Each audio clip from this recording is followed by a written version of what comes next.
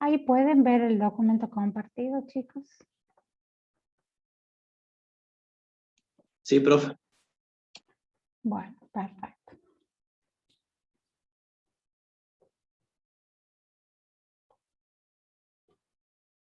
Hoy nos toca ver la unidad número 4. Como yo les decía desde la primera clase, chicos, vamos avanzando y de ahí todos los temas se van relacionando entre sí. Entonces, los conceptos que vimos de cinemática y de dinámica los seguimos aplicando en todas las unidades que siguen. Por eso ahora vamos a hablar de trabajo y energía, pero vamos a tener en cuenta los conceptos que ya vimos en las unidades anteriores.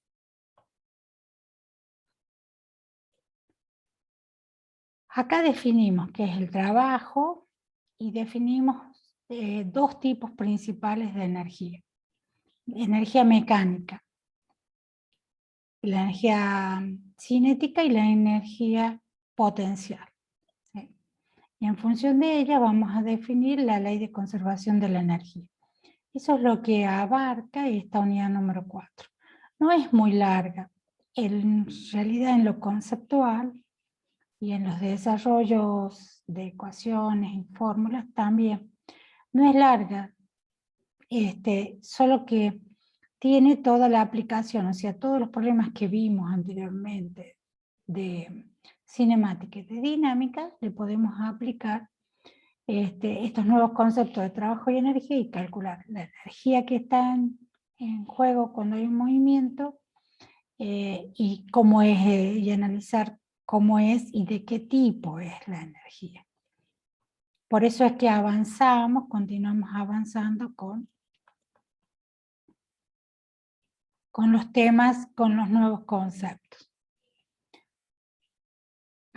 Bueno, fíjense acá. ¿Qué es lo que ustedes ven en estas imágenes?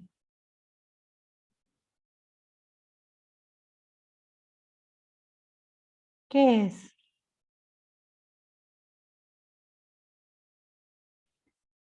¿La pueden observar?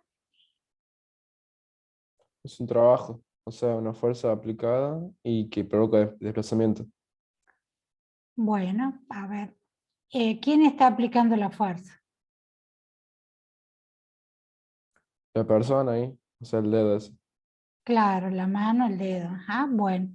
Fíjense, y esto aparentemente es como que un borrador, algo. Entonces, si acá, fíjense, el dedo está aplicando de una determinada manera con respecto a la superficie del borrador, la fuerza. ¿Sí? En este segundo caso está de otra manera y en este tercer caso está de otra manera. ¿Cuál es la diferencia que ustedes pueden observar ahí en la aplicación?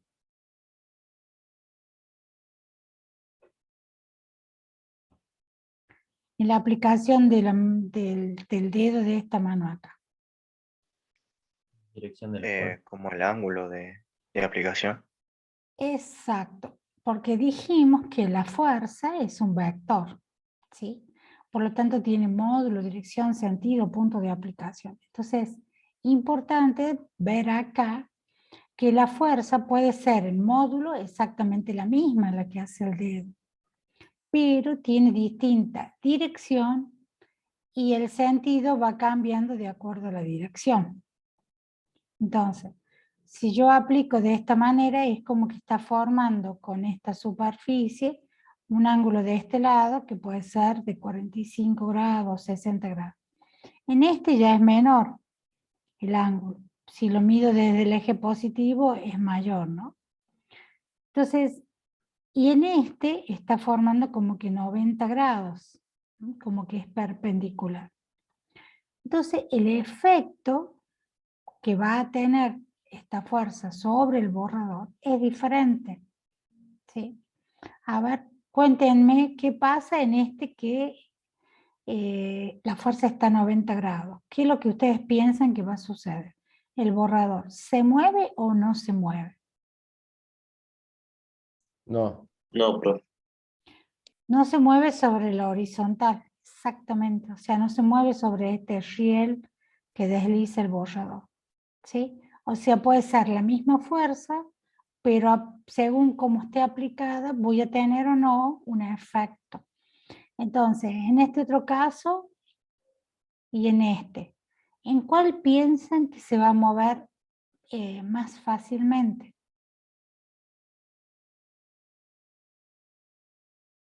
En el de menor ángulo. En este, en el segundo. Sí, profe. Muy bien. Sí, entonces voy a tener efectos distintos de acuerdo a cómo esté aplicado. Entonces fíjense que estamos hablando y estamos viendo un concepto de la unidad anterior, que es fuerza, y estamos viendo otro concepto de la unidad anterior, que es el desplazamiento. O sea, dos conceptos, desplazamiento y fuerza, ¿sí? Dos conceptos que ya vimos anteriormente. Entonces, esos dos conceptos que vimos nos definen lo que es el trabajo. Entonces, yo puedo aplicar una fuerza en un cuerpo, que puede ser un punto material, un cuerpo sólido, que puede ser un sistema de partículas. O sea, recuerden que estamos usando el concepto general como si fuera que estamos trabajando con una partícula todavía. Puede ser cualquier cuerpo que lo estamos asimilando a una partícula.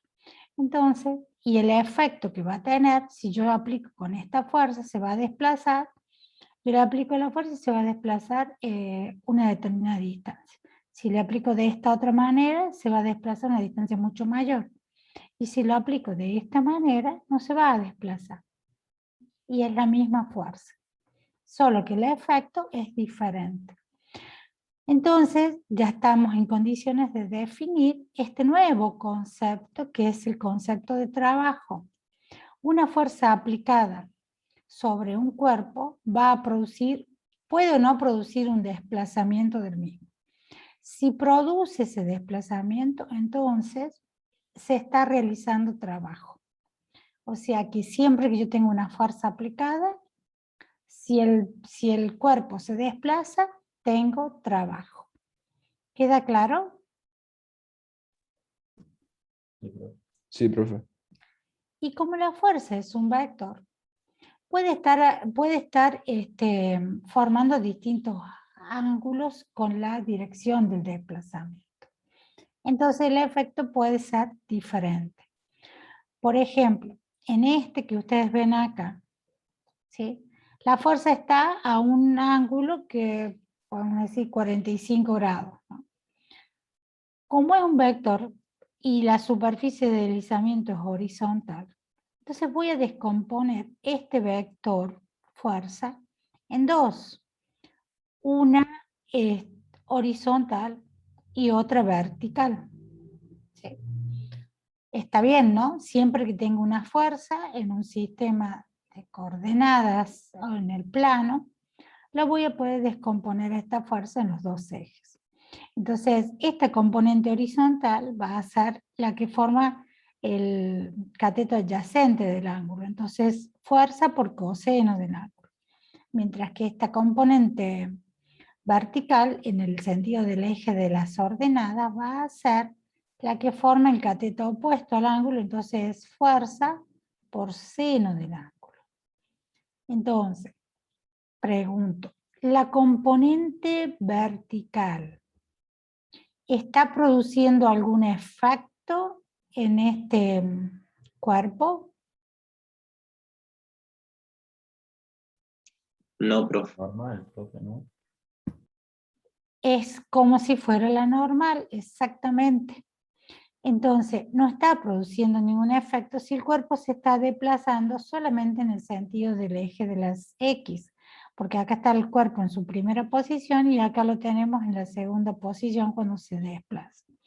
Entonces, la componente que está produciendo el movimiento es la componente horizontal, porque lo está desplazando en la misma dirección al cuerpo. Entonces, la fuerza puede estar formando un ángulo, pero es la componente horizontal, la componente que está en la misma dirección del desplazamiento. ¿Por qué les aclaro esto? Porque acá es horizontal, pero puede que yo tenga un movimiento en un plano inclinado. Puede ser que el movimiento sea vertical, ¿sí? Entonces, la componente que contribuye al trabajo es la componente de la fuerza que contribuye al trabajo, es la que está en la misma dirección del desplazamiento. ¿Queda claro?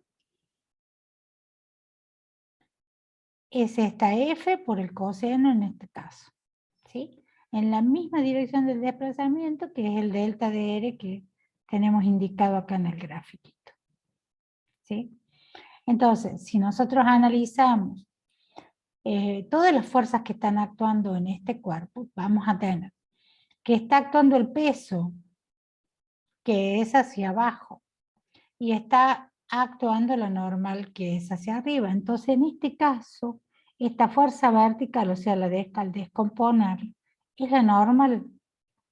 Entonces, la normal está vertical, hacia arriba. Se compensa con el peso, por eso no hay movimiento en el sentido del eje vertical. Solamente hay desplazamiento en el sentido del eje de las X en este caso. ¿Queda claro eso, chicos? Fíjense, observen bien el grafiquito para que continuemos. Sí, profe. Bueno, perfecto. Entonces, una primera definición de trabajo. ¿Por qué les digo una primera definición? Porque después vamos a llegar a una definición más general. Entonces, una primera definición nos dice que el trabajo, y se indica con una letra W mayúscula, ¿no? Una W mayúscula, invertido sobre un sistema por un agente que ejerce una fuerza constante sobre el sistema, es el producto de la fuerza por la magnitud del desplazamiento desde el punto de aplicación de la fuerza y por el coseno del ángulo, siendo este ángulo el que está formado por los dos vectores, por el vector fuerza y por el vector desplazamiento. El trabajo, fíjense, habla acá en esta primera definición de una fuerza constante. Entonces, porque acá en este grafiquito, cuando veíamos lo del borrador, yo les dije, la fuerza que se está haciendo acá es la misma, ¿sí? Lo que está cambiando es la dirección y el sentido. Entonces, en esta primera definición estamos hablando de un concepto de fuerza constante. Entonces, el trabajo indicado con la letra W es igual a la fuerza, al producto del vector fuerza por el vector desplazamiento y por el coseno del ángulo comprendido entre ellos dos. ¿Qué es el trabajo? Es un producto entre dos magnitudes vectoriales, pero el trabajo es una magnitud escalar, ¿sí? O sea, es un número con una unidad de medida. Entonces, como yo tengo el producto de dos vectores acá, para obtener una magnitud escalar, tengo que estar hablando de un producto justamente escalar entre vectores, ¿sí? ¿Cómo podía ser el producto entre vectores? ¿Recuerdan? Escalar y vectorial. Muy bien, escalar y vectorial.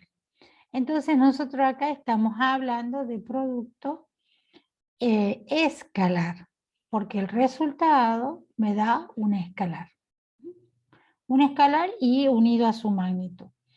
Por eso dice F por el coseno. ¿Se acuerdan que cuando definimos producto escalar era igual al producto de los módulos de las dos fuerzas por el coseno del menor ángulo comprendido entre ellos? Entonces, este es un ejemplo claro y rápido de producto escalar entre vectores. Bueno, continuamos. Si la fuerza es constante, decimos que F por el producto de la variación del desplazamiento ¿sí? Para sacar el módulo, va a ser el desplazamiento final, o sea, el R final menos el R inicial, o R2 menos R1, como sea las dos instancias en el desplazamiento. Si la fuerza está en el mismo sentido del desplazamiento, entonces va a coincidir en la dirección, por lo tanto el ángulo formado va a ser 0 grados. El coseno de 0, ¿cuánto vale? 1. 1. 1. ¿Sí? Entonces cuando coincide la fuerza con el desplazamiento, con la dirección del desplazamiento, como el coseno vale 1, coseno de 0 grados, ahí siempre voy a tener el máximo trabajo. ¿Sí? Mientras que cuando el ángulo vale 90 grados, ¿sí? 90 grados, ¿cuánto vale el coseno de 90? Miren la calculadora. 0. 0 grados. Entonces, si este término es 0, 0 por la fuerza y por el desplazamiento nos da que el trabajo es 0. O sea, el trabajo es nulo. Por eso es cuando teníamos este ejemplo del borrador, decíamos acá que no se mueve. ¿Sí? Justamente porque el ángulo es 90 grados, por lo tanto no tengo trabajo. ¿Queda claro entonces cómo puede variar el trabajo en función del ángulo que forman los dos vectores, el vector fuerza y el vector desplazamiento? ¿Sí? Puede variar Sí. entre ser máximo cuando es 0 grados a ser nulo cuando el ángulo es 90 grados. ¿Sí? ¿Están de acuerdo? Sí, profe. Sí. Bueno, como tenemos una nueva magnitud, ya dijimos que es una magnitud escalar, ahora vamos a ver en qué medimos esta magnitud escalar. La fuerza ya sabemos que se mide en newton y el desplazamiento se mide en metros. Por lo tanto, esta es una magnitud derivada y newton por metro es lo que llamamos joule. Es una unidad de medida que ustedes la deben haber sentido nombrar mucho y la deben haber visto también en la secundaria en alguna de las materias. ¿Sí? ¿La conocen a joule? Sí, profe. Muy bien. Vamos a ver la dimensión del trabajo, porque estamos diciendo que es una magnitud derivada. Entonces, cuando hablamos de dimensión, nos referimos a de qué unidades fundamentales depende. ¿Cuántas unidades fundamentales tenemos en el sistema internacional? ¿Recuerdan? 7. 7. Perfecto. Entonces, de las que ya vimos, tenemos el metro, o sea, la longitud,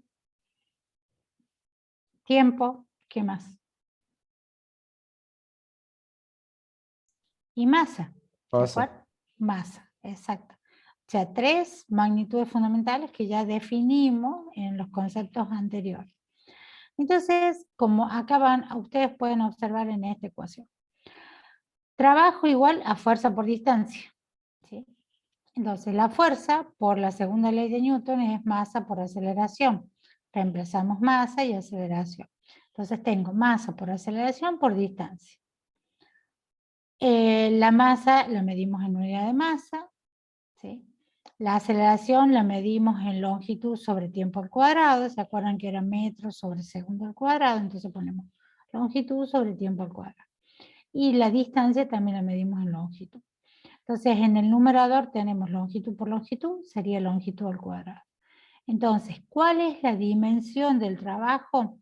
La dimensión es la unidad de masa por la unidad de longitud al cuadrado sobre la unidad de tiempo al cuadrado. Entonces, esta es la dimensión del trabajo. O sea que la dimensión son las cantidades, son las magnitudes fundamentales de las cuales depende el trabajo. ¿Queda claro? Sí. ¿Sí? Bueno, perfecto. Entonces, ¿en qué medimos el trabajo? Joule. Joule. Joule, muy bien. Bueno, vamos a ver un problemita sencillito de aplicación de trabajo de una fuerza constante. Dice, un hombre que limpia un piso, jala una aspiradora con una magnitud de una fuerza de 50 newton, formando un ángulo de 30 grados con la horizontal. Ustedes lo ven acá, 30 grados con la horizontal. Calcule el trabajo consumido por la fuerza sobre la aspiradora a medida que ésta se desplaza 3 metros hacia la derecha.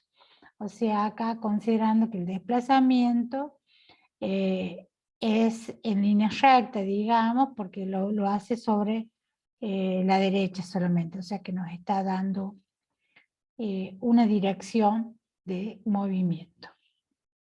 Entonces, aplicando el concepto, decimos que el trabajo es igual a la fuerza por el desplazamiento por el ángulo comprendido entre la magnitud fuerza y la magnitud desplazamiento. Entonces vamos a tener 50 newton por 3 metros, o sea, ya nos da el delta, que se desplazó 3 metros, por el coseno de 30 grados, en este caso, que es el ángulo.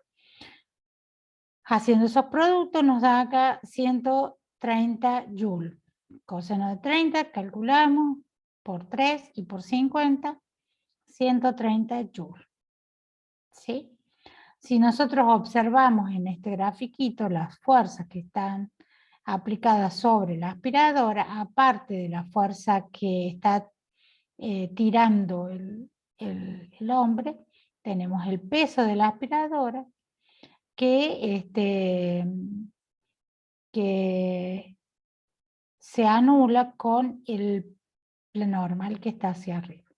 O sea, estas dos fuerzas son iguales, pero iguales de módulo y dirección, pero de sentido contrario. Por lo tanto, la sumatoria de las fuerzas en el eje de las Y es nula. ¿Sí? No tengo desplazamiento en el eje de las Y, solo este desplazamiento horizontal. ¿Queda claro? Sí. ¿Sí? Sí, profe. Bueno, un ejemplo sencillo de aplicación de trabajo de la fuerza constante. Ahora vamos a ver otro de trabajo de la fuerza dado en el plano. Dice, una partícula móvil en el plano XY se somete a un desplazamiento del delta de R, o sea, ahora tenemos el desplazamiento en las dos direcciones.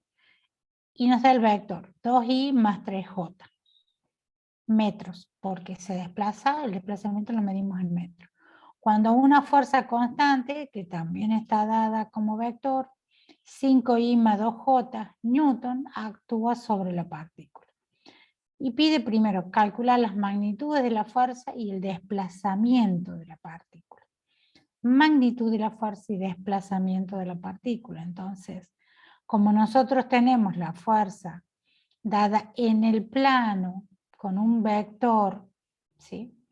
Tengo que calcular la magnitud. ¿Y a qué era igual la magnitud? Al módulo de la fuerza, al módulo del vector fuerza.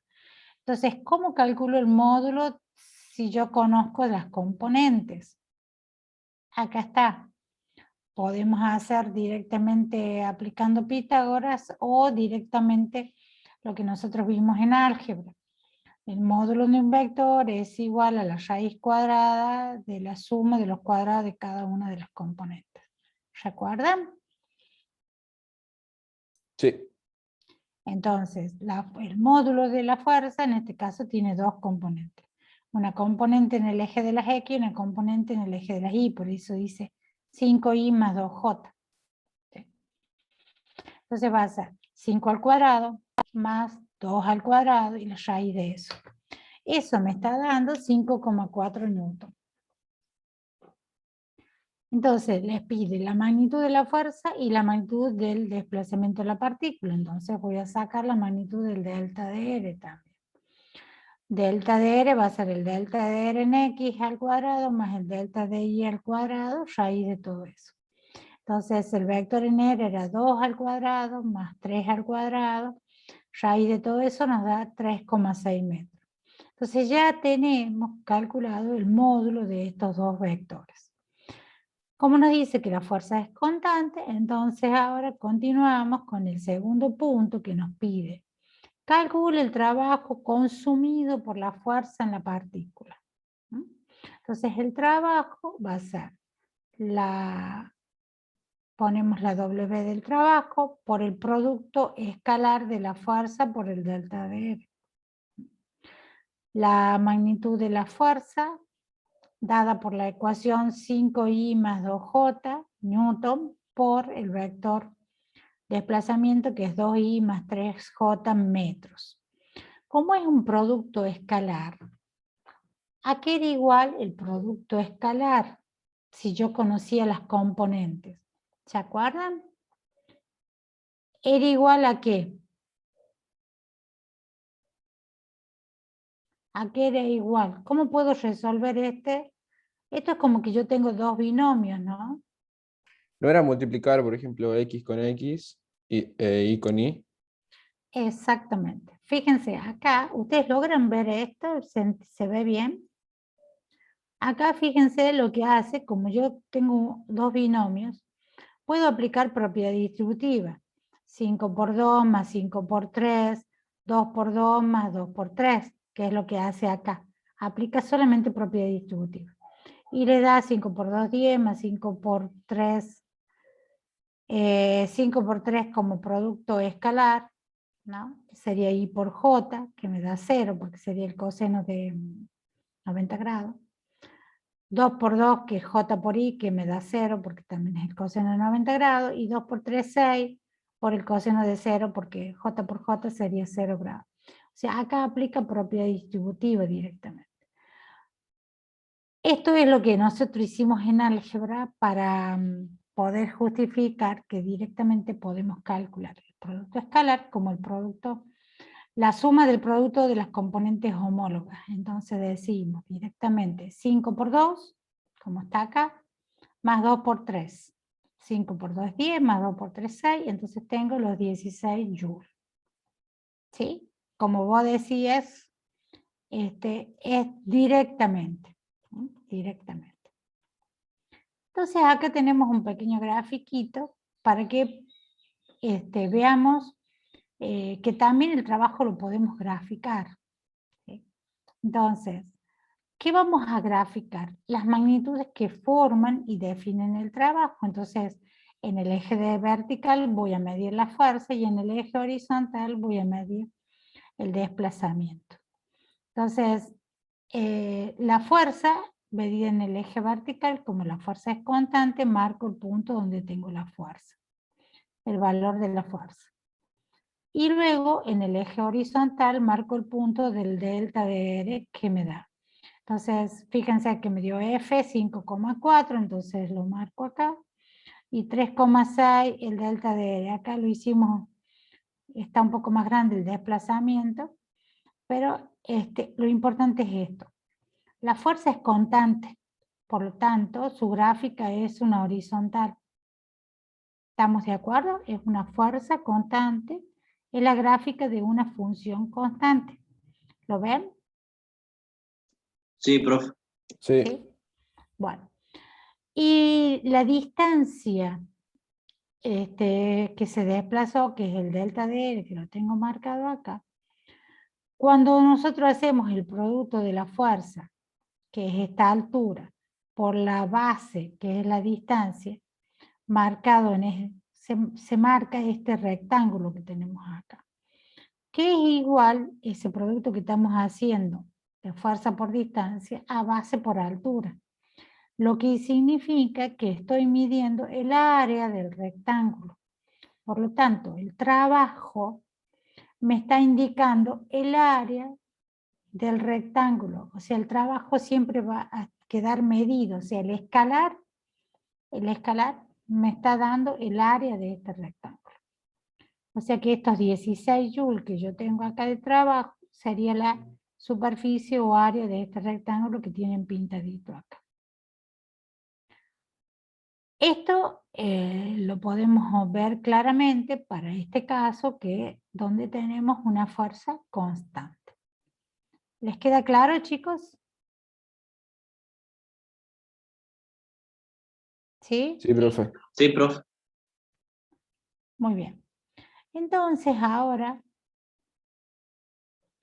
vamos a ver que no siempre el trabajo realizado por una fuerza es con una fuerza constante. También podemos realizar trabajo cuando tenemos una fuerza variable. Entonces la gráfica que nosotros veíamos anteriormente, que era horizontal, ahora puede ser una curva, ¿sí?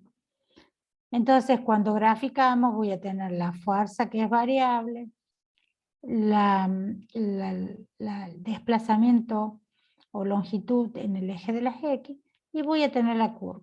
Como dijimos que el área debajo de la curva me representa el trabajo, entonces puedo marcar el punto inicial y el punto final, como lo tengo acá, y toda esta área que está acá abajo pintadita sería el trabajo. Entonces, ¿cómo hago para calcular el área debajo de una curva? Ustedes lo han visto en análisis. ¿Qué es lo que hacen ¿Con en integrales análisis? definidas? Exactamente. Entonces ahí fíjense que estamos ampliando el concepto. Vamos a calcular el trabajo a partir de una función matemática que le llamamos la integral. ¿Sí? La integral definida. Entonces, nuestro concepto de trabajo podemos decir que va a ser aproximadamente igual a la fuerza por los delta de X. Entonces, ¿por qué? Porque debajo de la curva, ¿qué nos dice el cálculo? Nos dice que vamos a definir pequeños rectángulos, sería, de base delta de X y de altura f de X, y estos pequeños rectangulitos es como que vamos a sumar, cuanto más pequeñitos tengamos los delta de X, o sea, cuantos más pequeñitos quiere decir que nos vamos a ir acercando hacia el valor infinitesimal, por eso decimos diferenciales de X. Cuando más pequeñito sea este delta de X, voy a tener rectángulos y la suma de estos rectángulos va a ser el área del bajo de la curva. Entonces voy a decir que voy a tener que calcular el trabajo como la sumatoria de cada una de las áreas de estos rectángulos. Entonces el área es base por altura, entonces diferencial de X por Fx, diferencial de X por Fx, voy sumando todo. Entonces tengo acá la sumatoria. Cuando yo tiendo al límite de esa sumatoria, quiere decir cuando los delta de X se hacen cada vez más pequeñitos, estoy aproximando más la función. Entonces el límite de la sumatoria de f de X por delta de X nos da el valor de ese trabajo que estoy midiendo.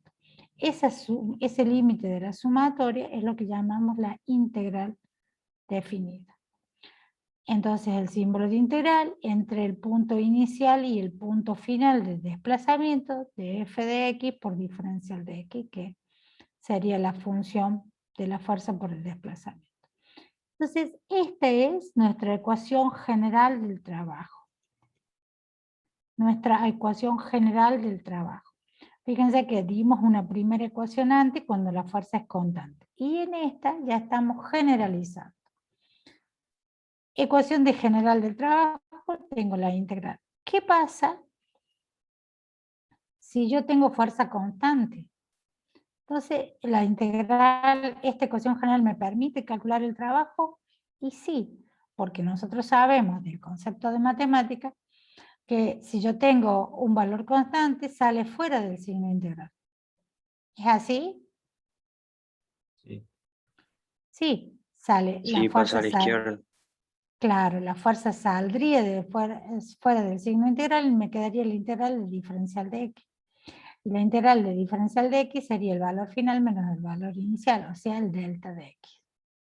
¿Sí? Y vuelvo al concepto anterior. ¿Queda claro? Sí, profe. Entonces acá podemos definir que el trabajo neto va a ser la integral de las sumatorias de todas las fuerzas que están actuando. ¿Por qué lo generalizamos a la sumatoria de todas las fuerzas? Porque que están actuando en la misma dirección del desplazamiento. Porque puedo tener también más de una fuerza que esté actuando, pero vamos a ver todas las fuerzas que están actuando en la dirección del desplazamiento. Entonces, nos queda, más general, acá lo habíamos puesto en función de una sola dirección, que era el eje de las X, porque así lo estábamos graficando, pero nosotros vamos a generalizar esa definición para ponerla en función de la posición, porque la posición nos puede dar en una sola dirección, en el plano, o nos puede dar en el espacio. Entonces, generalizamos cuando decimos diferencial de R. ¿Sí?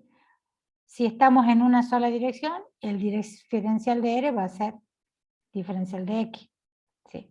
Si estamos en 2, voy a ver diferencial de X y diferencial de Y. Si estamos en 3, voy a tener diferencial de X, de Y y de Z. Dependiendo de qué nos diga el problema, cómo es el desplazamiento. Bueno, entonces ya tenemos nuestra ecuación general del trabajo. Ahora vamos a ver cuándo tenemos una fuerza variable, porque lo hemos analizado gráficamente. Pero ¿cuál sería el caso de una fuerza variable? Bueno, primero vamos a hacer este problemita y luego damos el ejemplo. Un ejemplo más real. Acá, por ejemplo, tienen esta gráfica, fíjense, de la fuerza en función del desplazamiento. ¿Qué es lo que podemos observar? Que primero la fuerza es como acá. Fíjense, es una horizontal, paralela al eje de las X. ¿Cómo sería acá la fuerza? Fuerza constante. Fuerza constante, ¿sí? Entre el punto A y el punto B, fuerza constante. Y luego entre el punto B y el punto C, ¿qué pasa con la fuerza?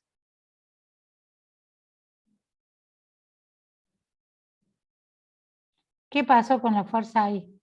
Disminuye. Disminuye de tal forma hasta que se hace como 0. 0. Entonces, dijimos que el trabajo era todo el área bajo la curva. Entonces, ¿yo puedo con este gráfico calcular cuánto es el trabajo? Sí. Claro, porque tengo los valores. Acá vale 5, acá vale 4 y acá vale 6. Entonces, fíjense que para gráficamente, o sea, lo podemos hacer geométricamente, el área de este rectángulo más el área de este triángulo. ¿Sí? Porque dijimos que el trabajo es el área bajo la curva.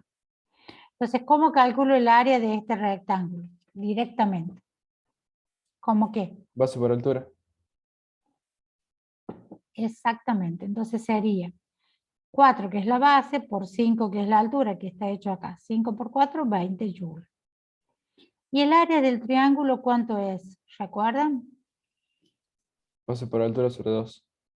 Perfecto, acá lo tenemos.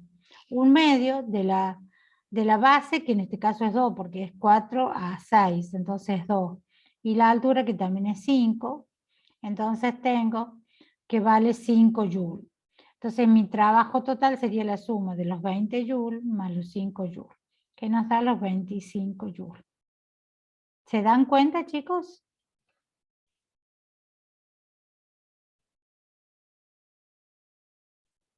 No siempre tenemos este tipo de gráficas, ¿no?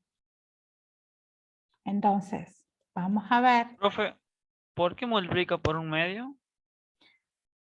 Es para calcular el área del triángulo. Eso es de geometría. Recuerden que en geometría el área de un triángulo es igual a la base por la altura sobre 2. ¿Sí? Ay, me acordé, profe, sí.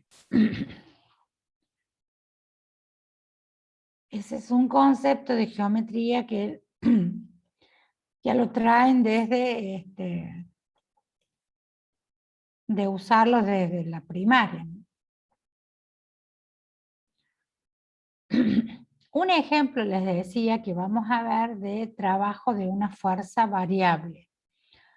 Por ejemplo, es el trabajo de un resorte. Un resorte nos representa una fuerza variable. Entonces, acá lo tienen el dibujito. Si, en esta posición, que es la que ustedes ven en el centro, en la imagen del centro, ahí es donde lo tengo al resorte en su posición normal. ¿Sí?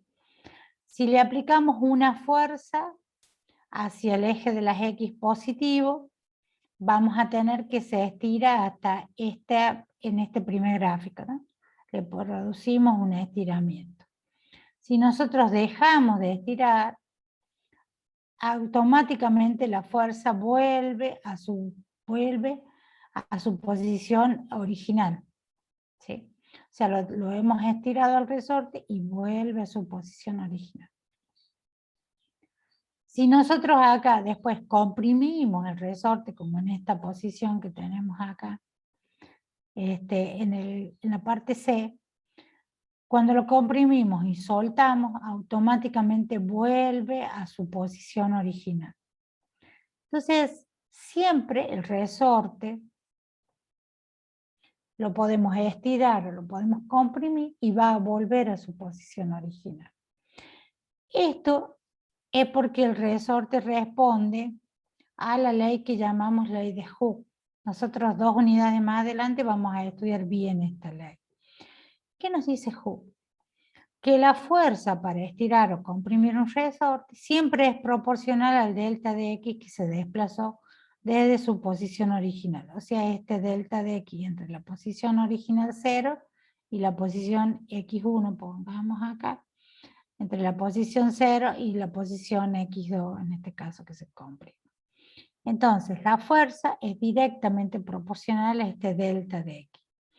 Si sacamos este signo de proporcionalidad, vamos a poner para el signo igual y va a aparecer una constante K con letra minúscula, que es la constante del resorte. ¿Sí? Porque el resorte está hecho de un determinado material. Entonces, esta constante del resorte responde al tipo de material del cual está hecho el resorte. Entonces, si cambiamos el material del resorte, vamos a tener otra constante. ¿Sí? Entonces, la constante K del resorte está tabulada para distintos materiales. ¿Por qué aparece este signo negativo? Fíjense, porque nos queda que la fuerza es igual a menos K por delta de X. ¿Por qué aparece el signo negativo? ¿Por qué? Por esto que está graficado acá. Fíjense bien. Cuando lo tengo estirado, este delta de X, la fuerza es hacia el sentido contrario al que está el desplazamiento positivo, porque tiende a volverlo a la posición de equilibrio. ¿Sí? Entonces, si bien están en la misma dirección, tienen sentido contrario. Y cuando estoy acá comprimido, suelto y vuelve, estoy en el menos X, y vuelve hacia el 0. ¿Sí? Entonces siempre hay una relación de sentido opuesto entre la fuerza y el desplazamiento. Por eso aparece este signo negativo en esta fuerza realizado cuando se desplaza, cuando se estira o comprime un resorte. ¿Queda claro? ¿Lo están viendo? ¿Sí? Bueno, entonces como habíamos definido que el trabajo era fuerza por delta de X, entonces fíjense que ahora tenemos que aplicarlo, pero teniendo en cuenta esto que nos dice Hooke. ¿Qué nos dice Hooke? Que yo voy a poder estirar un resorte, porque depende de la constante, lo voy a poder estirar y que va a volver automáticamente. Eso dentro del límite de elasticidad de la ley de Hooke. Yo no puedo, por eso estoy haciendo referencia exactamente a esto. No puedo estirar el resorte mucho, hasta que se me deforme el material, porque ya no está respondiendo la ley de Hooke. Si yo estiro esto, me va a quedar estirado acá en este lugar. No va a volver a su posición original. ¿Sí? Lo mismo que cuando lo comprimo. Puedo comprimirlo hasta cierto valor, ¿sí? Siempre que tenga este límite. Que la fuerza sea proporcional al desplazamiento. Porque si no, puedo comprimirlo tanto que me quede comprimido acá abajo. ¿Sí? ¿Se entiende, chicos? Vamos introduciéndonos en el concepto de la ley de Hooke.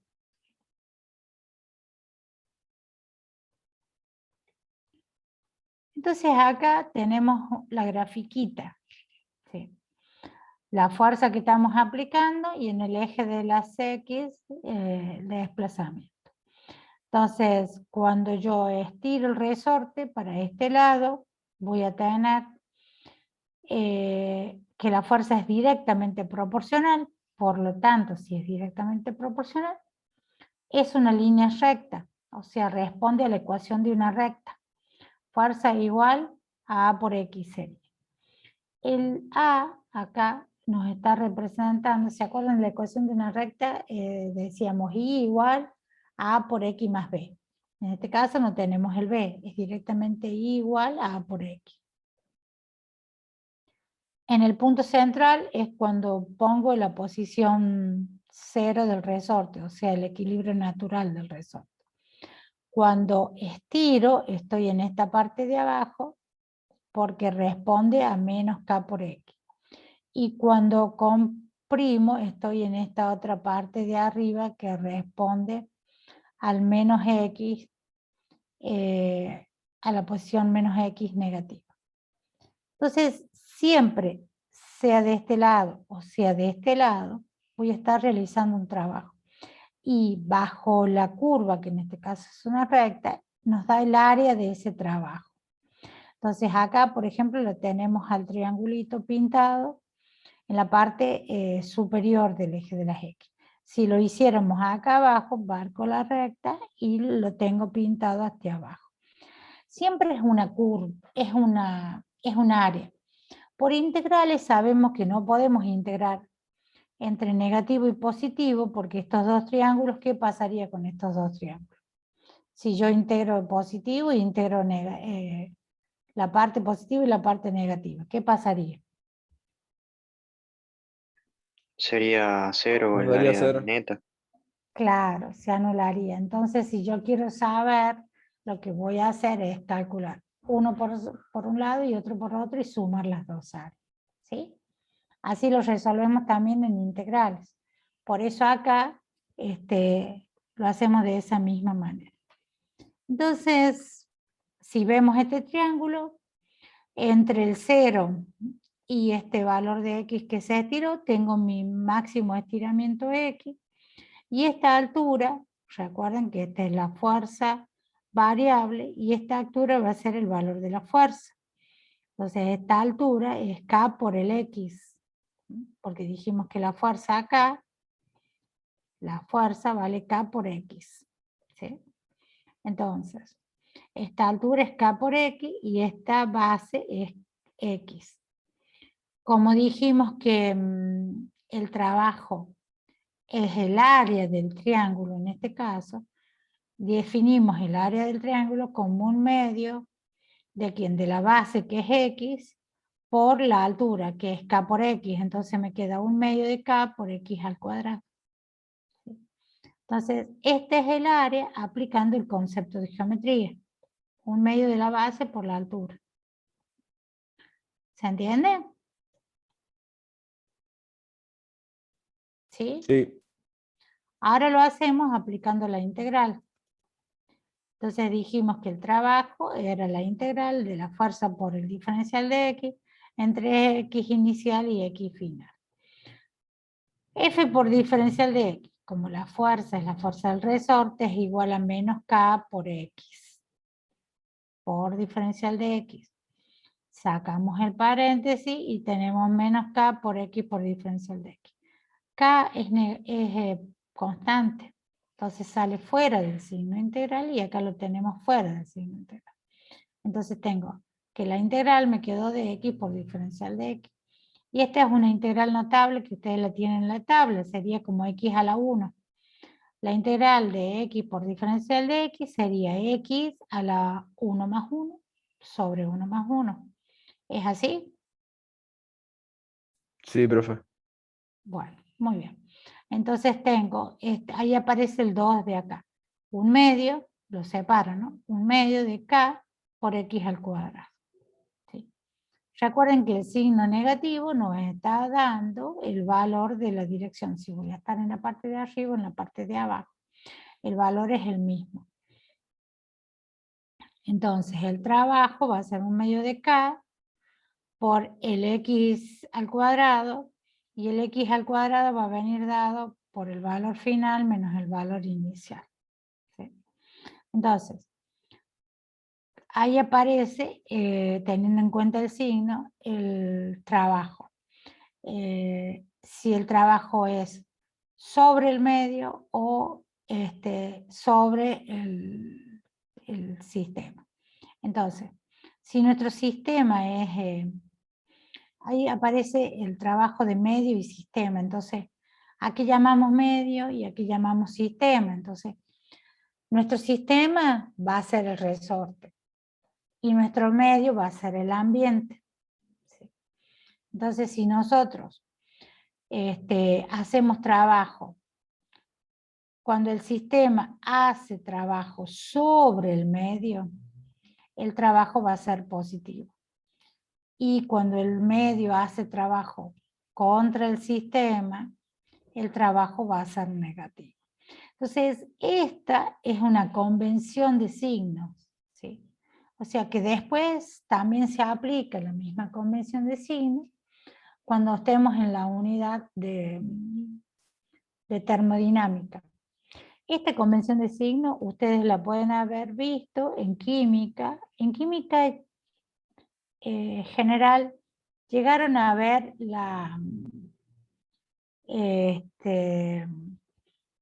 procesos termodinámicos.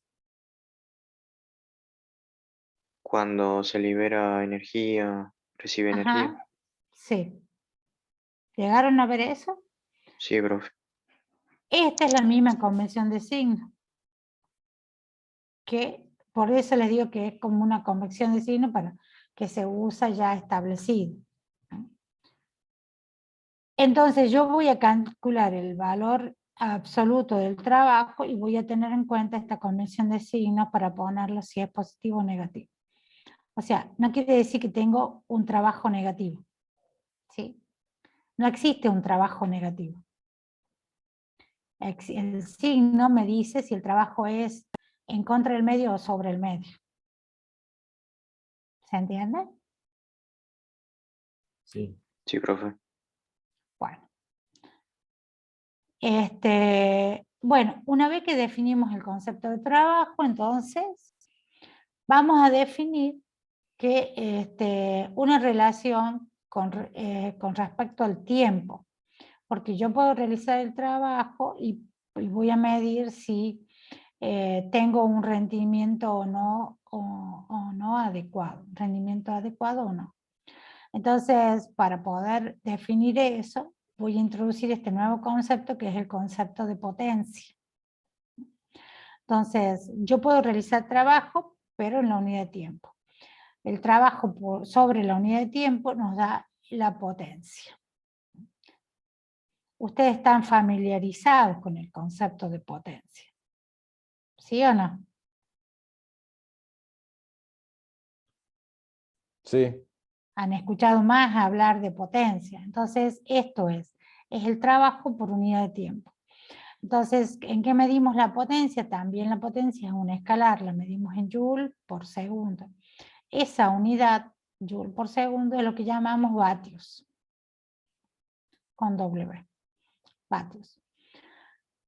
También nosotros podemos desmenuzar este concepto de potencia teniendo en cuenta las magnitudes de las cuales depende el trabajo. Entonces el trabajo decimos que es fuerza por desplazamiento.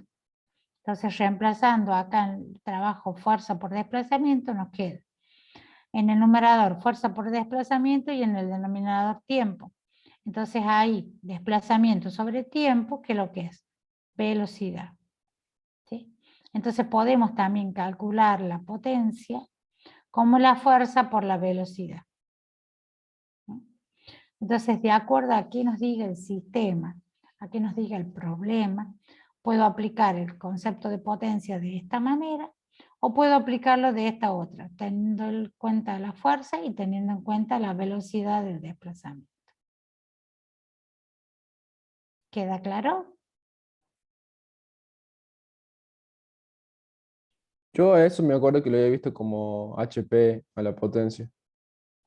Claro, son las otras unidades de medida. Ya lo vamos a ver a las otras unidades de medida. Siempre nosotros estamos definiendo la unidad de medida base del sistema internacional. ¿Sí? Las otras unidades de medida, igual, en el sistema internacional el trabajo se mide en Joule, pero también lo puedo medir en errios o lo puedo medir en kilográmetros. Entonces, que son unidades de medida equivalentes, ¿no?, en otros sistemas. El HP también es una unidad de medida en otro sistema. Entonces, ya lo vamos a ver. Por acá abajo hay un cuadrito donde vamos a ver las relaciones que hay entre cada una de ellas. Pero también el HP es una unidad de medida.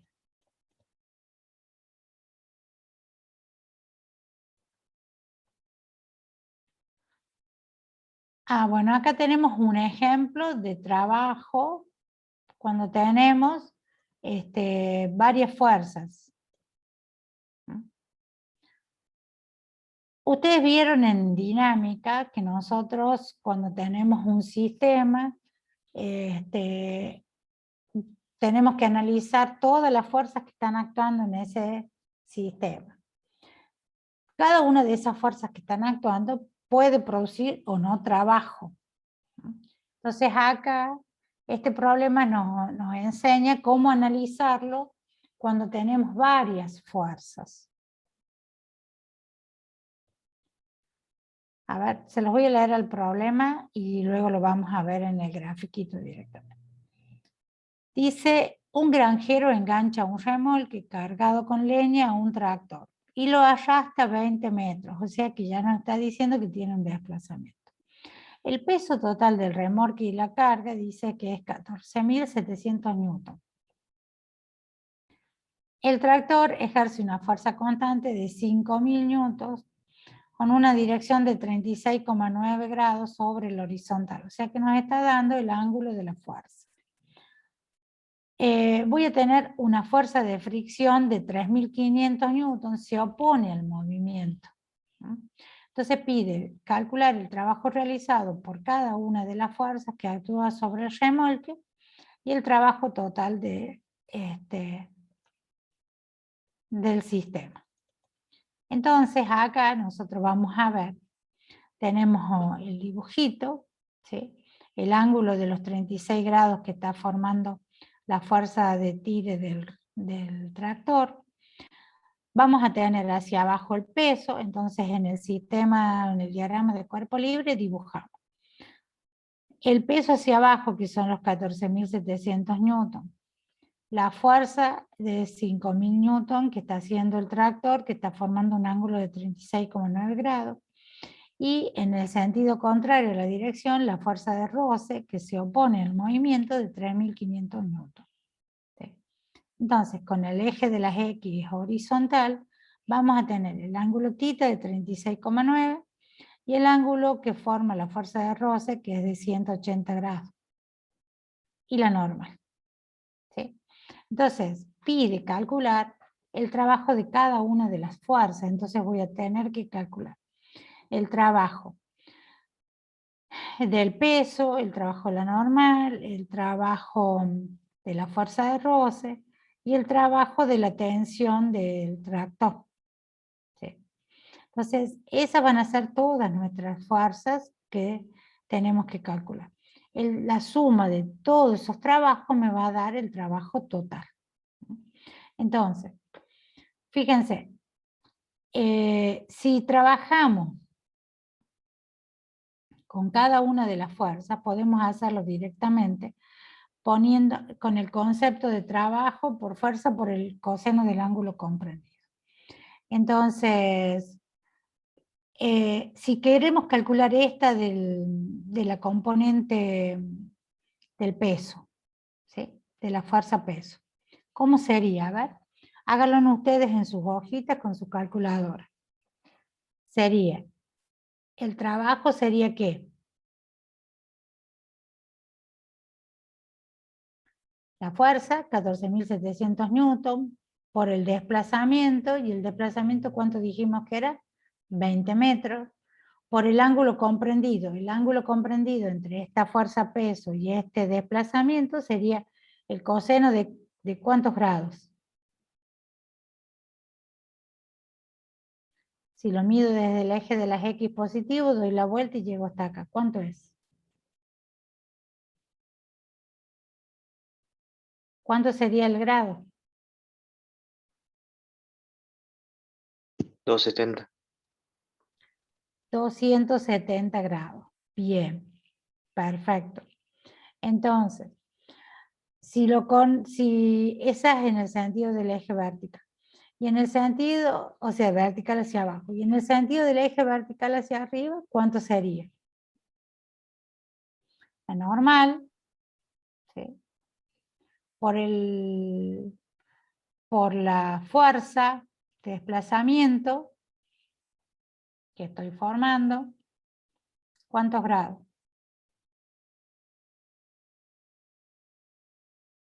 Desplazamiento en el eje de las X y la fuerza normal hacia arriba, ¿cuántos grados? 90. 90. Bien. ¿Cuánto vale el coseno de 90?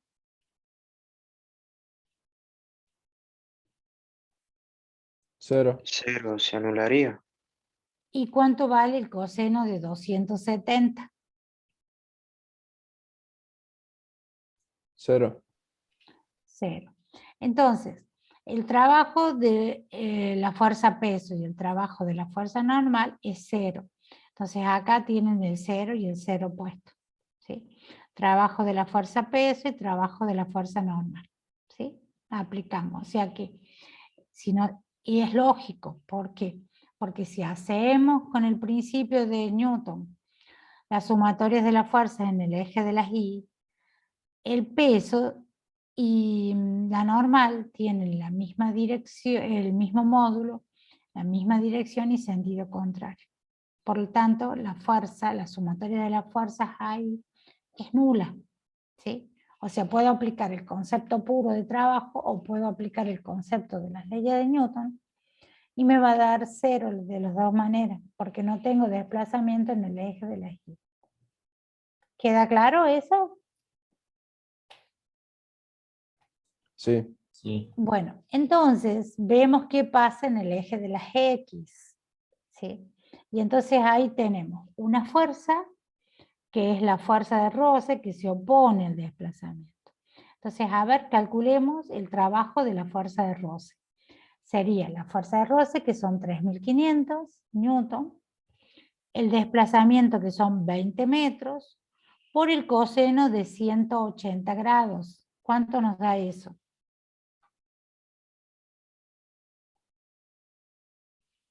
Menos 70.000. Menos 70.000. O sea, sería 70 kilojoules, menos 70 kilojoules. Perfecto. Entonces, acá la tienen calculada la fuerza de roce, menos 70 kilojoules. ¿Sí? Está perfecto. Ahora queda calcular el trabajo de esta fuerza del tire del tractor. ¿Sí? Entonces, voy a tener la fuerza, que son 5.000 newton, por los 20 metros, que sería el desplazamiento, y por el coseno de 36,9 grados. A ver, ¿cuánto me da eso? Casi 80.000. Ajá, casi 80 kilojoules entonces. Positivos, ¿sí? Entonces acá tienen los 80 kilojoules positivos menos los 70 kilojoules negativos de la fuerza de roce, nos da que el trabajo total es igual a 10 kilojoules. ¿Sí? Fíjense que directamente, como yo les dije que lo calculen, es aplicando el concepto de trabajo. Fuerza por desplazamiento por el coseno del ángulo comprendido. En este caso, también podrían haberlo hecho de esta otra manera. Podrían haberlo hecho calculando y aplicando las leyes de Newton. Las sumatorias de las fuerzas en X y las sumatorias de las fuerzas en Y. Y luego calcular el total. Entonces, si nosotros hacíamos las sumatorias de las fuerzas en X, tenían la fuerza del tractor por el coseno del ángulo, menos la fuerza de roce. Fuerza del tractor en X por el coseno del ángulo, menos la fuerza de roce. ¿Sí? Entonces, fuerza del tractor son 5.000 por el coseno de 36,9 menos la fuerza de roce que es 3.500 nos da 500 newton. La fuerza I, en el sentido del eje de las I, tiene la fuerza del tractor por el seno de 36,9, que sería la componente vertical, más la normal, menos el peso que va hacia abajo. Entonces, los 5.000 newton por el seno de 36,9 más n menos la fuerza del peso menos 14.700 newton. ¿Sí? Entonces, como la componente de la fuerza vertical sabemos que esta va a ser nula porque no se está moviendo, entonces directamente vamos a trabajar con la fuerza del desplazamiento en X. Entonces, el trabajo total es igual a la fuerza que resultó en X por el desplazamiento. La fuerza que resultó en X son 500 newton, por el desplazamiento que es 20 nos da los 10.000 joules o 10 kilojoules. O sea que puedo aplicar directamente el concepto, como lo hicimos primero, o puedo aplicar las sumatorias de las fuerzas a partir de las leyes de Newton. Voy a obtener el mismo resultado. Cuando aplico el tema del coseno, siempre voy a ver que por ahí los cosenos no son números exactos, sino que tienen números de 1 o 2 decimales, sino que tienen más. Entonces por ahí puede variar un poquitito el resultado, de acuerdo a si uso un decimal, 2 o 3. ¿Queda claro el problema, chicos? De paso, con este problema estamos repasando dinámica para el sábado, ¿no? ¿Se dieron cuenta? Sí, profe.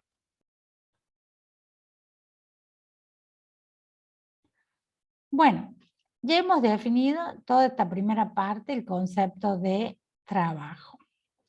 Ahora vamos a introducirnos el concepto de energía. Entonces, siempre que hay algún trabajo, hay energías puestas en juego. Siempre, siempre. Entonces, vamos a ver en esta unidad número 4, dos tipos de energía fundamental, la cinética y la potencial. Entonces, ¿cuándo voy a tener energía cinética? Siempre que yo tenga un cambio de posición que implique también cambios en la velocidad del cuerpo. ¿Sí? Entonces, fíjense lo que dice acá.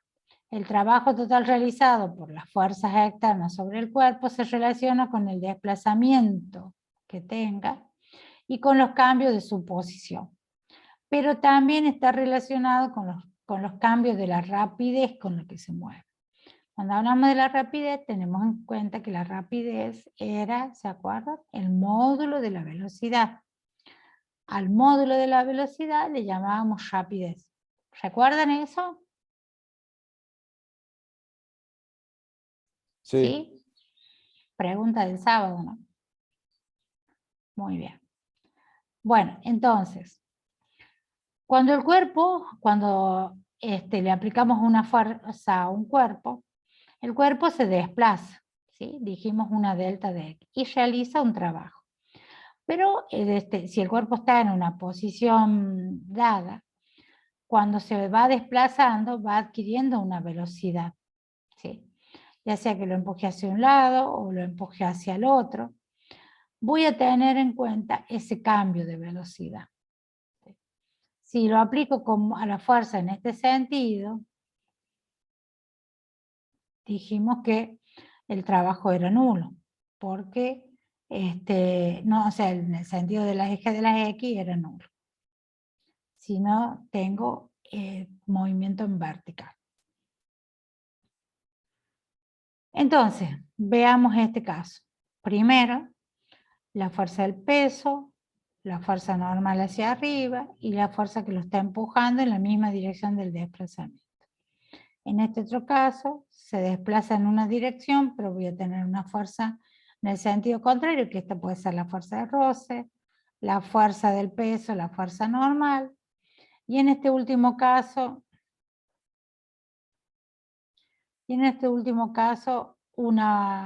la fuerza que estoy aplicando y la del peso coinciden en dirección y sentido hacia abajo, la reacción a la fuerza normal. En este caso, el trabajo total realizado sobre el bloque es nulo porque la sumatoria de la fuerza nos da 0. ¿Sí? En este caso, el trabajo total efectuado sobre el bloque durante este desplazamiento es negativo, o sea, es menor que 0. Entonces acá decimos que si está sucediendo esto es porque el bloque se está frenando. Y cuando tenemos este otro caso que coincide en dirección, el trabajo va a ser positivo y el bloque está acelerado. O sea que su rapidez aumenta.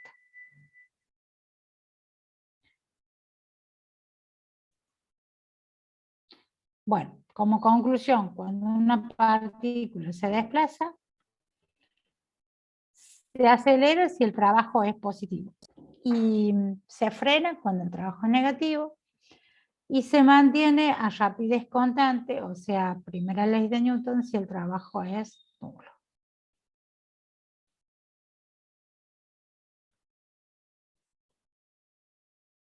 Acuérdense que la primera ley de Newton nos decía que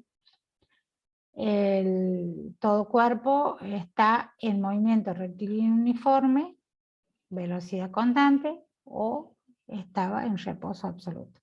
¿Sí? ¿Se acuerdan de la primera ley de Newton? Sí, Bueno, entonces vamos a analizar este caso teniendo en cuenta esto que estamos hablando, que es la rapidez. Entonces, cuando el bloque tengo aplicado una fuerza y lo desplazo de una posición X1 a una posición X2, o sea que tengo un delta de S que se desplazó, que está indicado acá, y la fuerza neta F. Puedo calcular directamente el trabajo, fuerza por desplazamiento. ¿Sí? Pero ahora me interesa saber qué pasa con las velocidades. Entonces el cuerpo tiene masa M, velocidad V1 y velocidad V2 en la posición 2. Entonces, de acuerdo a la ecuación que nosotros vimos en el MRV, como dijimos que va aumentando esta velocidad, nosotros teníamos la cuarta ecuación, donde no teníamos tiempo, donde la velocidad al cuadrado final menos la velocidad inicial al cuadrado era igual a 2 veces la aceleración por el desplazamiento. Es esta ecuación que tenemos acá. De esta ecuación podemos despejar la aceleración que vamos a tener. Entonces va a ser igual a la diferencia al cuadrado de las velocidades final menos inicial sobre 2 veces el desplazamiento, 2S. 2S pasa para denominador.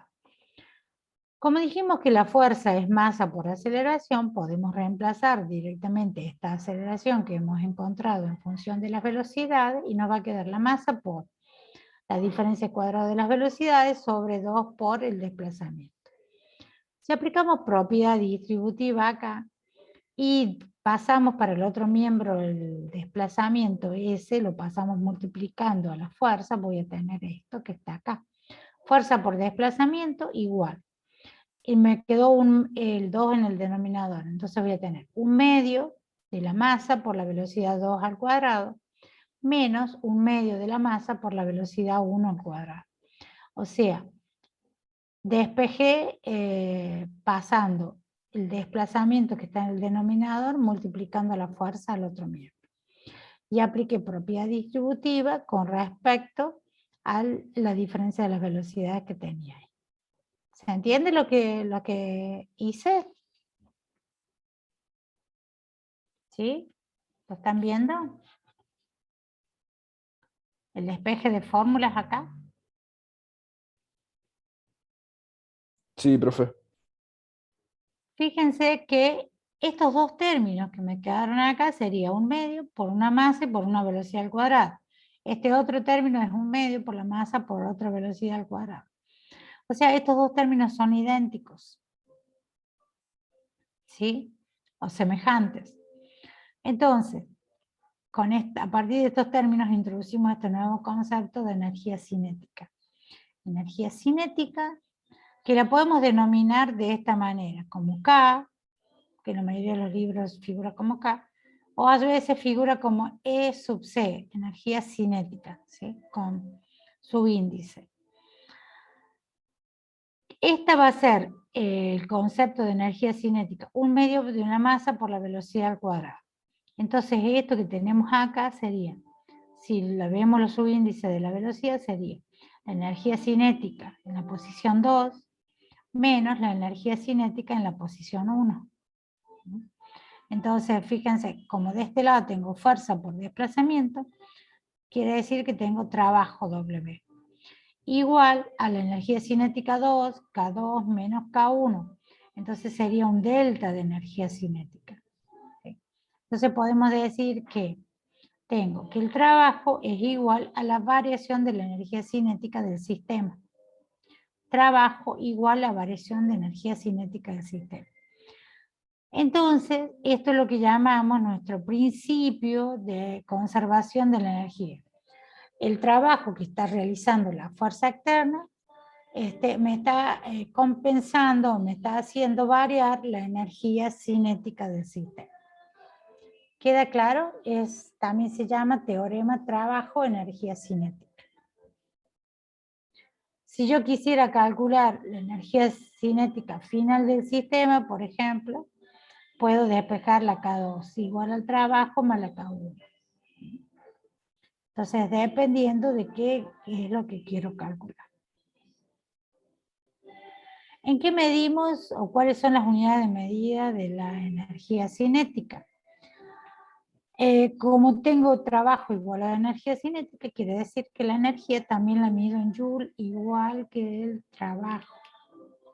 Fíjense que las unidades de medida serían 1/2 de la masa la medimos en kilogramos, por velocidad al cuadrado, o sea, la velocidad la medimos en metros sobre segundo. Entonces sería metro al cuadrado sobre segundo al cuadrado. Que esas son las unidades que dijimos que eran las unidades fundamentales del trabajo. Masa, longitud al cuadrado sobre tiempo al cuadrado. Si nos vamos más arriba, en lo primero que estuvimos viendo ahora, ahí vemos que coinciden las unidades fundamentales de medida de la energía cinética, coinciden con las del trabajo. Por lo tanto, es válida también la igualdad E. Bueno, de esta ecuación también podemos despejar la velocidad y podemos decir, este 2 pasa multiplicando la energía cinética, la masa pasa dividiendo y nos queda que la velocidad al cuadrado va a ser igual a 2 veces la energía cinética sobre la masa y la velocidad final sería igual a la raíz de 2 por la energía cinética sobre la masa. Estos son distintos despejes que podemos hacer de acuerdo a lo que nos pida el problema. ¿Queda claro el concepto de energía cinética? ¿Cuándo voy a tener energía cinética? A ver, les pregunto. ¿Cuándo?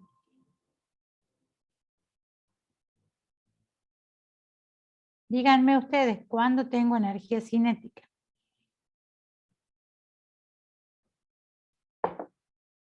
Siempre que haya una rapidez. Claro, siempre que haya un cambio en la rapidez. ¿Sí? O sea, todo cuerpo en determinada posición va a tener energía cinética que va a ser igual a un medio de la masa por la velocidad que tenga en esa posición. Pero voy a tener una variación de energía cinética cuando cambie, cuando tenga un delta de eso, o sea, cuando cambie su rapidez.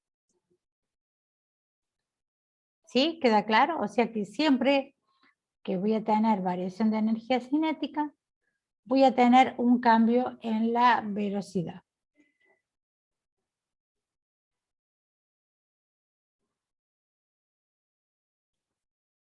Y como dijimos que, como habíamos dicho también, ahí lo veíamos horizontalmente, ¿sí? El cambio de la velocidad de la posición horizontal. Vamos a analizar ahora qué pasa si tenemos un cuerpo que se desplaza verticalmente, ¿sí? Porque nosotros hemos visto que el movimiento en vertical es diferente. Vimos caída libre, tiro vertical. Entonces vamos a ver cómo relacionamos ese movimiento con el trabajo que se está produciendo. Y para eso aparece este nuevo concepto, que es el concepto de energía potencial gravitacional, que en la mayoría de los libros aparece con el símbolo U, con la U mayúscula. Entonces, por ejemplo, cuando nosotros veíamos caída libre, puede ser que lancemos una pelota, que lancemos algún objeto desde una altura. Entonces, este cuerpo que se lanza se mueve verticalmente, ¿sí? Va a tener una posición inicial que le llamamos I1 y una posición final I2. Las fuerzas que están actuando va a ser la fuerza del peso, que está dirigida hacia abajo, y pueden actuar otras fuerzas en sentido opuesto que se oponen al movimiento, que serían, por ejemplo, la fuerza de las partículas del aire, ¿sí? Que van a hacer que disminuya esa velocidad. ¿Están de acuerdo con eso? Si nosotros tenemos una pelota de básquet y la hacemos picar, no siempre vuelve a la misma posición inicial. ¿Por qué? Porque la fuerza de las partículas del aire, la fuerza del roce de las partículas del aire hace que vaya perdiendo velocidad. Si pierde velocidad, también pierde energía, ¿no? Entonces, esta nueva magnitud que aparece acá tiene que ver con la posición en relación a la posición vertical del cuerpo. Entonces, como vemos que hay tengo primero una posición I1 y después una posición I2, este delta, este cambio en la posición, hace que varíe, hace que aparezca esta nueva forma de energía que es la energía potencial, que tiene en cuenta ese cambio de posición vertical y que va a ser igual, que va a hacer que el trabajo varíe según ese cambio de posición. Entonces voy a decir que esta energía cinética tiene en cuenta la fuerza que está actuando, que en este caso es el peso, m por g, por este cambio de posición. Entonces decimos que nuestro concepto de energía potencial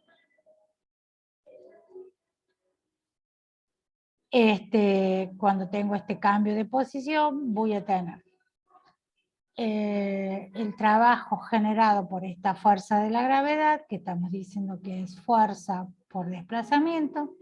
La fuerza es la fuerza del peso, W, hacia abajo, W minúscula, ¿no? Esta del trabajo es W grande. El cambio de posición, que es I1 menos I2, como el peso es M por G, aplicamos propiedad distributiva y decimos masa por gravedad por la posición 1 menos masa por gravedad por la posición 2. Y fíjense, igual que en la energía cinética, los dos términos son idénticos o semejantes porque solamente cambia la posición. Entonces acá puedo decir que este es el cambio de la posición inicial y este es el cambio de la posición final. Entonces, este producto de la masa por la gravedad por la posición, se llama energía potencial gravitacional. Entonces, volviendo a esta expresión, es como si fuera que tuviera la energía potencial en la posición 1 menos la energía potencial en la posición 2. El cambio de posición sería el delta de energía potencial, ¿sí? Entonces, fíjense, cuando yo estoy en la posición 1, estoy más arriba, ¿sí? Entonces, este valor de I es más grande. Por lo tanto, cuando estoy más arriba, tengo más energía potencial. Cuando bajo, el I disminuye. Entonces, tengo menor energía potencial. ¿Queda claro? ¿Sí? Entonces, Sí, cuando baja el cuerpo, tengo máxima energía arriba y va perdiendo. Si el cuerpo llega al piso y mi sistema de referencia de altura está en relación al piso, quiere decir que acá mi energía potencial era máxima y cuando llego al piso es nula porque el I es 0. ¿Sí? Perdió toda la energía potencial. Pero si yo lanzo hacia arriba, ¿sí? Acá tengo en el piso tengo energía potencial 0. A medida que subo voy incrementando mi energía potencial. ¿Sí? ¿Queda claro? Entonces hay una relación directa. Si subo, si bajo, pierdo energía potencial. Si subo, gano energía potencial. ¿Se entiende? sí. Entonces por eso dice acá en este grafiquito, si subo, la energía potencial aumenta, es mayor que 0. Si bajo, disminuye. Es menor que 0.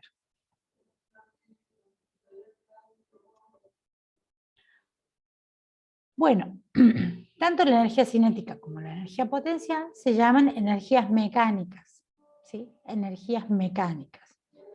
Entonces, si nosotros volvemos al ejemplo de la pelota, ¿sí? Cuando lo tenemos en la posición superior y vamos a dejarla caer nada más a la pelota, ¿sí? Para que caiga con efecto de su propio peso. Entonces, solamente vamos a considerar las fuerzas gravitacionales, ¿sí? Entonces, cuando la pelota está acá arriba, tiene energía potencial máxima, altura máxima. Y su velocidad acá arriba, ¿cuánto sería? Sería en caso de movimiento de caída libre. ¿Cuánto es la velocidad arriba? 0.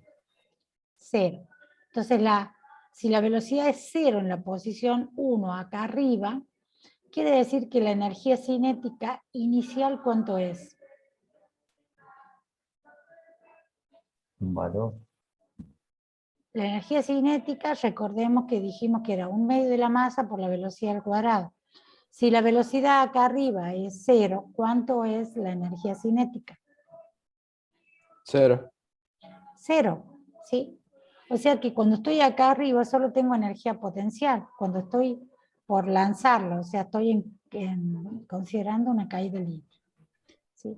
Entonces voy a soltar mi objeto y va a caer por efecto de la fuerza de la fuerza gravitatoria, o sea, por efecto de la fuerza del peso, ¿sí?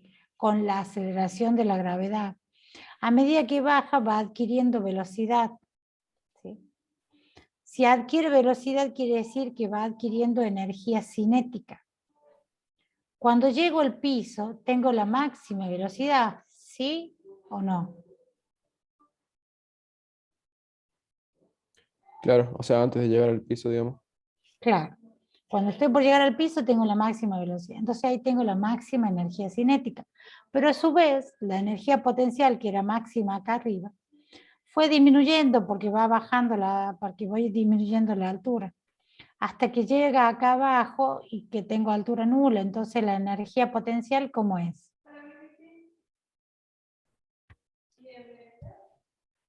¿Cómo sería? La energía potencial acá abajo.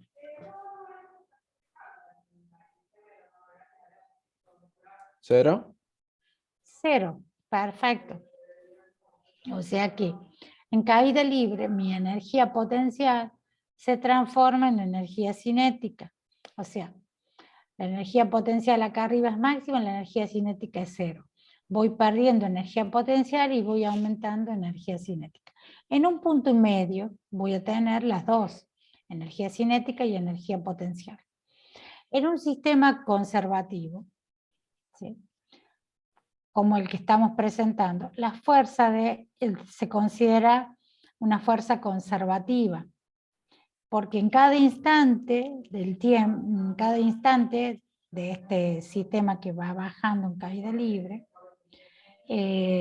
las sumatorias de las dos energías va a ser la energía total del sistema, o sea, la sumatoria de la energía cinética más la energía potencial, va a ser igual a la sumatoria de las dos energías. Quiere decir que siempre voy a tener que sumar las dos energías para ver cuál es la energía total del sistema. No está actuando, en este primer caso que nosotros estamos viendo, conservación de la energía mecánica, solo actúan fuerzas gravitacionales, o sea, las fuerzas del propio peso. No tengo fuerzas externas, sumatorias de otras fuerzas externas dice igual a 0. ¿Sí? Entonces, en este caso, podemos decir que en la posición 1 tengo energía cinética 1, que acá la tengo, K1, más energía potencial 1, entonces pongo energía potencial gravitacional 1. Igual cuando llego al piso a energía cinética 2 más energía gravitacional 2. ¿Sí? Si no, si solo hay fuerza gravitacional, que es la que estamos diciendo que hay. ¿Sí?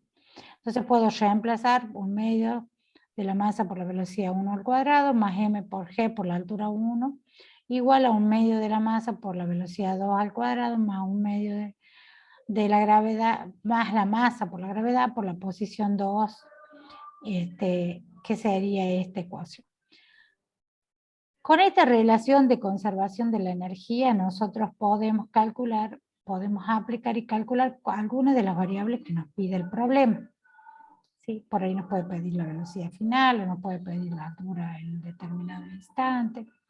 Entonces, ¿para qué nos sirve este sería el principio de conservación de la energía mecánica cuando no tengo más que fuerza gravitacional? O sea, no tengo otras fuerzas externas. La energía total del sistema le vamos a llamar E total y va a ser la suma de la cinética más la potencial. En un sistema en el que solo la fuerza de gravedad es la que está actuando, esta energía total del sistema siempre es constante. Esto que decíamos de la variación de la energía lo podemos representar en un grafiquito como este que tengo acá. Un grafiquito de energías. Entonces, de tal manera que voy a graficar con un color la energía potencial y con otro color la energía cinética. Y la energía mecánica total con este otro color marroncito. Entonces por ejemplo, ustedes ven este primer grafiquito que sería que tengo la energía potencial máxima, es cuando tengo la pelota en la altura máxima. Y ahí la energía cinética es 0. Por eso acá está en blanco. La energía cinética es 0. Como dijimos que la energía mecánica total es la suma de las dos, entonces me da esta energía en marroncito acá. Cuando estoy en la posición de abajo, la energía potencial es 0. Y solamente tengo energía cinética máxima. Pero siempre la suma me va a dar la misma energía, esta es. ¿Se entienden estos dos grafiquitos en este caso? Estos son diagramas de barras que nos permiten representar las energías cinética y potencial y la total en un sistema. ¿Se entendió, chicos, este?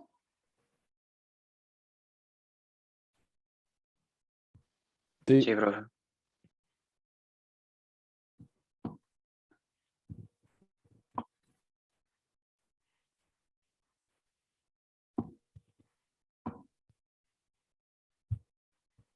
Bueno, en este principio de conservación lo importante es que si solo actúa la fuerza de gravedad, la energía mecánica total del sistema siempre va a ser constante. Este sería el primer caso o ejemplo de conservación de la energía mecánica. Por ejemplo, un ejemplo cotidiano puede ser este, ¿no? Del atleta realizando un salto. Solo la fuerza de gravedad efectúa el trabajo sobre él si despreciamos los efectos que tiene la resistencia del aire, ¿sí? Entonces la energía mecánica basa la suma de la energía cinética y la potencia gravitacional y esta se conserva. Entonces, por ejemplo, acá. Al subir, dice, el K disminuye, la gravedad aumenta, o sea, la velocidad disminuye, pero la gravedad o la altura aumenta, por lo tanto la potencial aumenta, de tal manera que la suma de las dos permanece constante. Cuando está bajando, la altura disminuye y la velocidad aumenta, entonces se compensan y también la sumatoria permanece constante. Este sería un ejemplo de ese, aparte del ejemplo de la pelota que estábamos dando.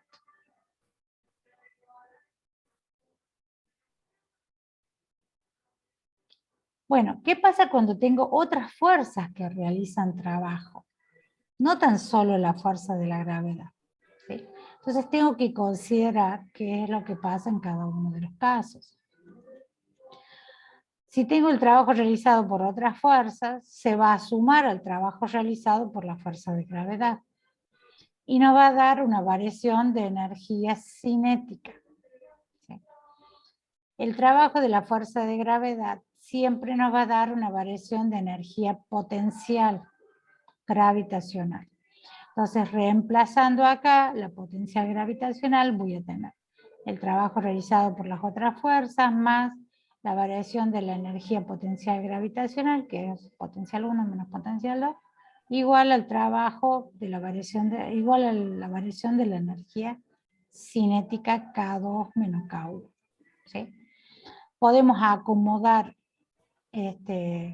la energía antes y la energía después. Entonces ponemos la energía antes, sería la inicial, la cinética inicial, más la potencia inicial, más el trabajo realizado por la fuerza inicial, igual a la energía cinética, más el trabajo realizado potencial final. ¿Sí? Entonces, si vemos esta relación, ¿qué vamos a decir? ¿Qué diferencia hay entre este primer miembro de antes de realizar el trabajo y este segundo miembro después de realizar? ¿Qué es lo que pueden ver acá en los términos, ¿no?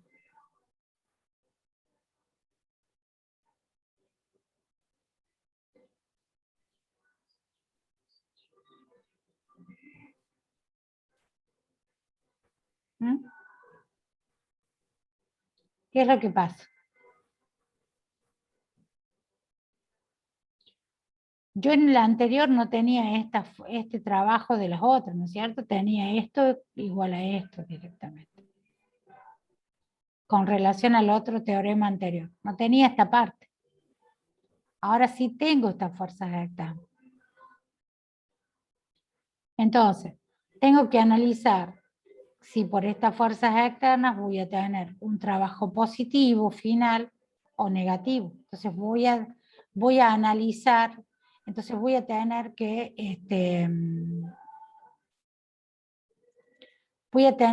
analizar cada uno de los casos para saber si me disminuyó la energía o me aumentó la energía.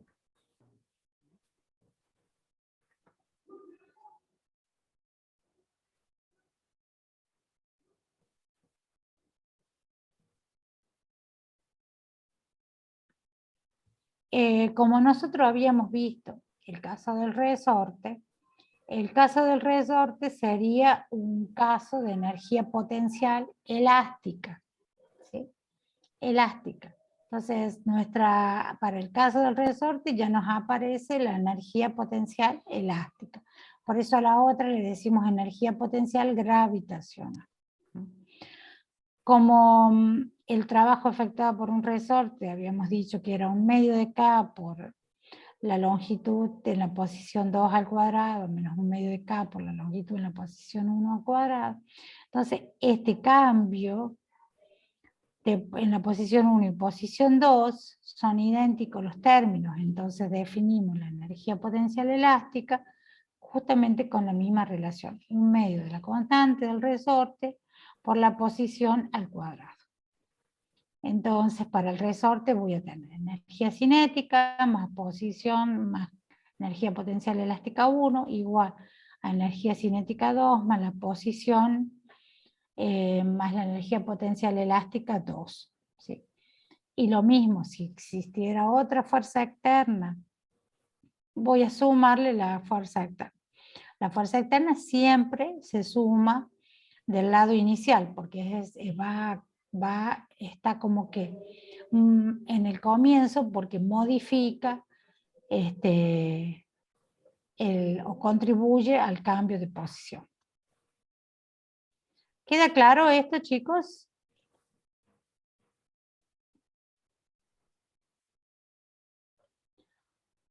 Podemos concluir diciendo que el trabajo realizado por todas las fuerzas distintas de la fuerza elástica o de la gravitacional es igual al cambio de la energía mecánica total del sistema. ¿Sí? Entonces, cuando tenemos U, vamos a sumar la U gravitacional más la U elástica. Las dos. Bueno, como hemos hablado de fuerzas conservativas y no conservativas, ahora las podemos comenzar a distinguir. ¿Sí? Y vamos a dar unas pautas que nos hacen distinguir claramente cuándo tengo fuerzas conservativas y cuándo no. Fíjense que yo les decía, si nosotros lanzamos una pelota o dejamos caer una pelota, si yo no tuviera resistencia en el aire, la pelota tocaría en el piso y llegaría de vuelta a mi mano. ¿Sí? No habría una pérdida de energía. Pero ¿qué pasa cuando nosotros dejamos caer una pelota? ¿Qué pasa? A ver. Rebota en el piso y vuelve a la misma altura. Puede ser que en el primer instante. Luego vuelve a rebotar en el piso y ¿qué va pasando con la altura? Disminuye hasta que se hace cero. Claro. Disminuye hasta que es cero. O sea, pasa a tener una energía potencial cero en el piso y la energía cinética cero. O sea, hubo un cambio de energía mientras tanto y fue perdiendo, como se dice, energía. En realidad, la energía no se pierde, sino que se disipó en el ambiente en otras formas de energía. Entonces aparece esa energía que se disipa en el ambiente, es la que se obtiene como resultado de lo que llamamos las fuerzas no conservativas. Sería un ejemplo de esas fuerzas no conservativas, lo que estamos diciendo. Las partículas de resistencia en el aire, o por ejemplo, cuando frena una rueda en el asfalto, ¿qué es lo que pasa? Hay una energía calórica que se disipa en el contacto de la rueda con el asfalto. ¿Sí? Entonces, podemos decir que la energía no se pierde, sino que se transforma en otras formas de energía. Bueno, sí tenemos muchas veces energías dadas por fuerzas conservativas. ¿Cuáles son las características? Que el trabajo realizado por una fuerza conservativa siempre tiene estas propiedades. Puede expresarse como la diferencia del valor inicial y final de la energía potencial. O sea, siempre voy a tener una energía potencial inicial y final. Es reversible, o sea que punto a punto puedo como avanzar y retroceder y la voy a poder medir exactamente. Es independiente de la trayectoria del cuerpo. Depende solo de los puntos inicial y final, y si el punto inicial coincide con el punto final, la energía total es cero. Este sería un caso, en este grafiquito podemos ver lo que estamos hablando de fuerzas conservativas. Fíjense. Este atleta puede llegar, su posición inicial es esta y su posición final es esta. Puede tener acá una loma y subir por la loma y llegar a la misma posición. Puede tener acá que rodear otras lomas y llegar a la misma posición. O puede ir por un camino recto y llegar a la misma posición. O sea que tengo 3 caminos diferentes. Pero dice, la parte 3 dice, es independiente de la trayectoria. Solo depende de la posición inicial y la posición final. O sea, el delta de energía siempre es energía final menos energía inicial. No depende de la trayectoria. Entonces, esto nos habla de que la fuerza es conservativa. Cuando solo el delta va a depender de la posición final y de la posición inicial. ¿Queda claro esto de la energía conservativa, de las fuerzas conservativas? Sí, ¿Sí? profe. Sí, profe. Bueno, entonces cuando no cumple alguno de esos 4 principios, quiere decir que estamos hablando de fuerzas no conservativas. ¿Cuáles son los ejemplos de fuerzas no conservativas? Por ejemplo, la resistencia en un fluido, ¿sí? Viene dado por la viscosidad del fluido. Si nosotros tenemos un fluido y colocamos un objeto, si colocamos, por ejemplo, si tenemos un fluido que sea agua y colocamos una pequeña partícula o una bolita, puede caer ahí nomás si es agua, pero si es aceite va a depender de la viscosidad que tengamos, entonces va a caer mucho más lento. Entonces, tiene que ver con eso, con esas otras energías. La fricción cinética, que es lo que yo les llamaba cuando frena el auto, ¿sí? Ahí hay fuerzas disipativas, se disipa energía en el ambiente, en forma de otras formas de energía, como puede ser la energía calórica. Entonces, podemos llegar a nuestro enunciado general de la Ley de Conservación de la Energía, donde esta ley nos dice que la energía nunca se pierde, sino que siempre siempre se conserva. ¿Puede variar? Sí, puede transformarse en otras formas de energía, donde tenemos la variación de energía cinética, la variación de energía potencial y la variación de otras formas de energía. De tal manera que, como decimos que siempre se conserva, esta sumatoria es igual a 0. Ley General de Conservación de la Energía. Estas otras formas de energías internas, ¿sí? Cuando tenemos fuerzas externas,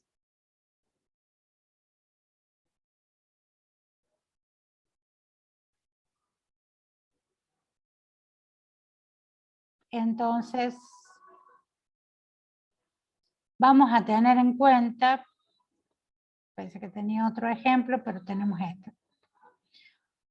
este. En este ejemplo que es en este ejemplo que tenemos que comprobar cómo son todas las formas de energía, siempre en cualquiera de los ejemplos siempre voy a tener en cuenta cómo es el delta de energía cinética, cómo es el delta de energía potencial y cómo es el delta de la energía que puedo tener de otras formas de energía. Energía de las fuerzas de fricción, energía de las fuerzas, por ejemplo, con respecto a la viscosidad del líquido, de tal manera que toda esa sumatoria siempre me va a dar 0 porque la energía se conserva, ¿sí?